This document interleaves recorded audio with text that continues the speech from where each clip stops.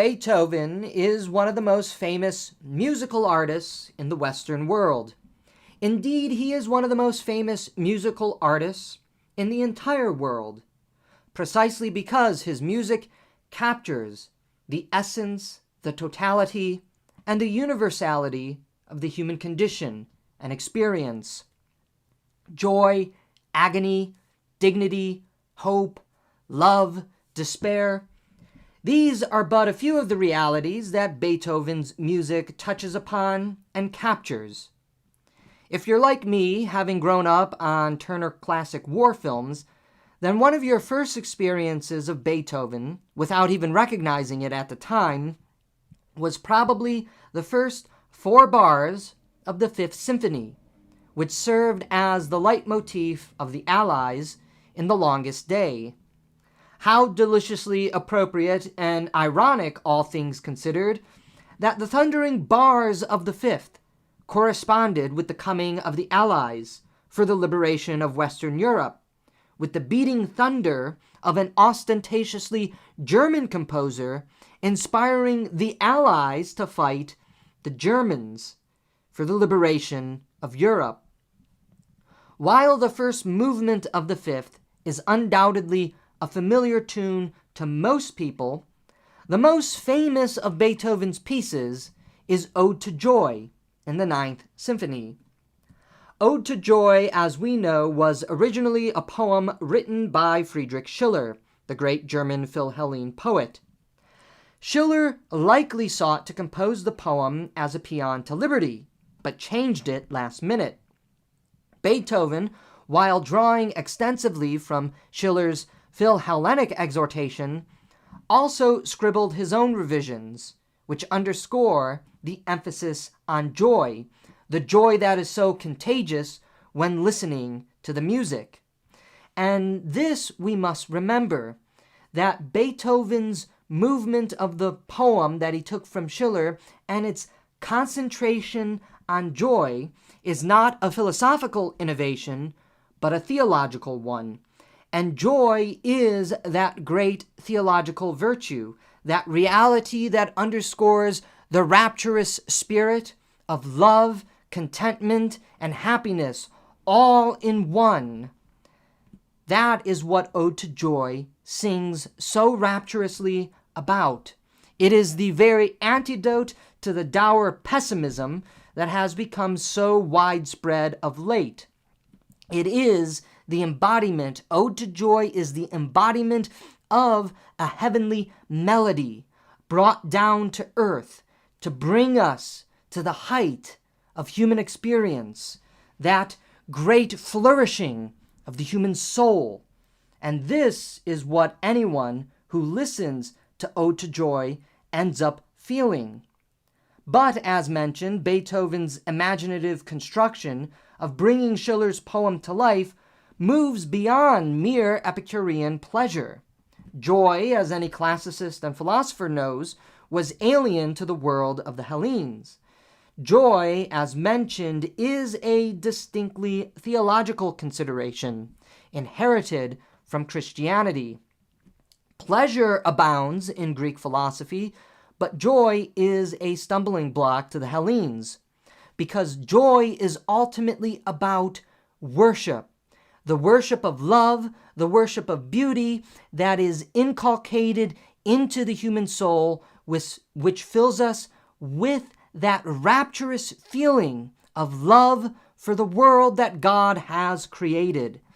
Beethoven's Ode to Joy, more than Schiller's empty words, brings to life the radiance of the human soul, singing in joyful worship. For again, that is what the Ode to Joy most intimately signifies, joyful worship. We are worshiping creatures meant for joy and not pessimism. Pessimism is the ailment of the soul, the destroyer of culture. But joy liberates the soul to its highest reality of flourishing, and joy is the great spirit that moves culture forward. No one likes a dour pessimist anyway, except perhaps other dour pessimists. Misery loves company. But joy has the power, has the ability to bring us out of that pessimism, out of that misery. Joy is the antidote to dour pessimism and also the decadence of mere pleasure. Joy, however, doesn't gloss over the agonies and sufferings of this world and this life. Agony is very much part of the human condition. Robert Browning Hamilton penned one of my favorite poems, which captures the profundity of the human condition in 8 simple lines. I walked a mile with pleasure, she chatted all the way, but left me none the wiser for all she had to say. I walked a mile with sorrow, and never a word said she, but oh, the things I learned from her when sorrow walked with me. Like all great artists, Beethoven is not without his heart-wrenching and transcendental manifestation of human agony and human suffering. Christ on the Mount of Olives is one of his ostentatiously and specifically religious compositions, and it deals with agony and suffering. In it, Beethoven concentrates on the turbulent agony of Christ in the Garden of Gethsemane on the eve of his crucifixion. Bach may have composed the most stirring musical epic of Christ's Passion, St. Matthew's Passion, but Beethoven brings to life that most ancient theological orthodoxy in Christ on the Mount of Olives. Christ's coming includes his suffering in human form, emotions and all, whereby he shares in the agonies, pains, and sufferings of the human condition, so as to redeem agony, pain, and suffering and bring it into the realm of joy. Solidarity in suffering was Christ's mission. In finding solidarity in suffering, that was something that Beethoven sought to capture in his music, because finding solidarity in suffering was the order of the day in the early 19th century when Beethoven composed his piece. It is also important to point out here that solidarity in suffering is a hopeful manifestation of divine love and mercy, that God himself came in the form of a slave to suffer with us and die a humiliating death with us, as St. Paul said. Agony, pain, and sorrow is part of the human condition and the human experience. It is not something to be glossed over. But in agony, pain, and suffering, in the sorrow of the human condition, we find something deeply profound and perhaps earth-shattering and soul-saving. We are not alone in our agony, pain, suffering, and sorrow.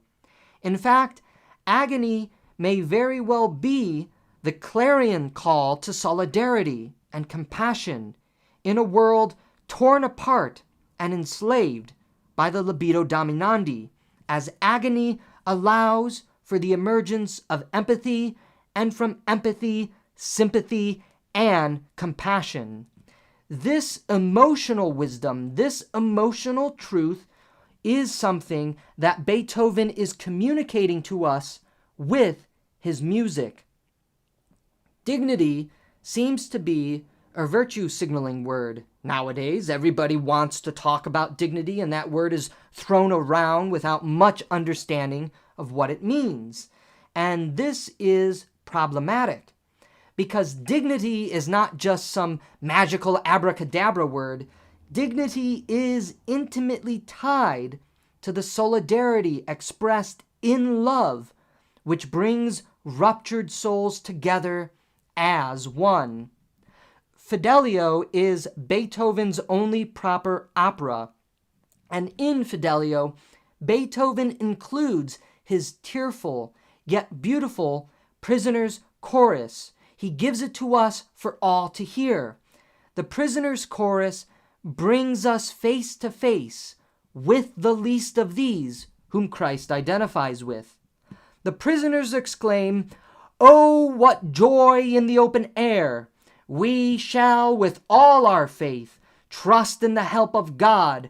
Hope whispers softly in my ears." The chorus is insightful for several reasons. First, the very movement of the piece brings us into contact with the lowest members of society, those who have been deemed discardable and forgettable. After all, we are dealing with prisoners here. But Beethoven doesn't want us to fall into the same dark mindset of forgetting about our fellow brothers and sisters we scoff at and often celebrate in being locked up. Second, in bringing us face to face with the prisoners, we also share in their aspirations.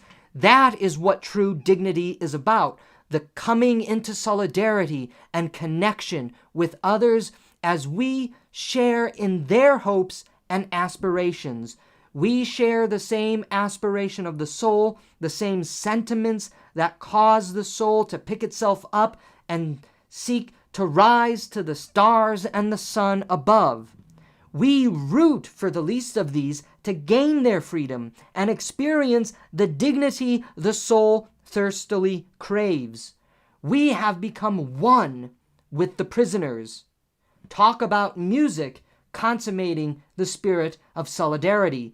That is part of the genius of Beethoven. Lastly, the prisoners do not allow themselves to be crushed.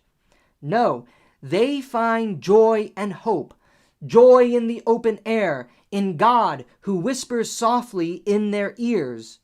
Even the lowest in society, at the soul's lowest point, still find that joy and hope in the midst of agony, despair, and suffering that lifts us to the good things the heavens hold.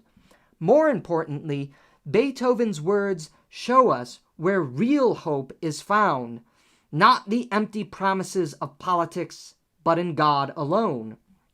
Divine love. The surrounding image of desolation and lowliness is offset by the transcendent exclamations of the soul. We shall be free. We shall find peace. O heaven, salvation, happiness, O freedom, will you be given to us? Dignity is found in the prisoners not merely because we come to empathize with them, but because we see in them the same soul, the same face, the same aspiration that we have, which is made possible through love. In that solidarity of hope and love, we also realize the great virtue of hope that moves us to new heights and allows us to weather the maelstrom of degradation that would otherwise obliterate us in all of our aspirations.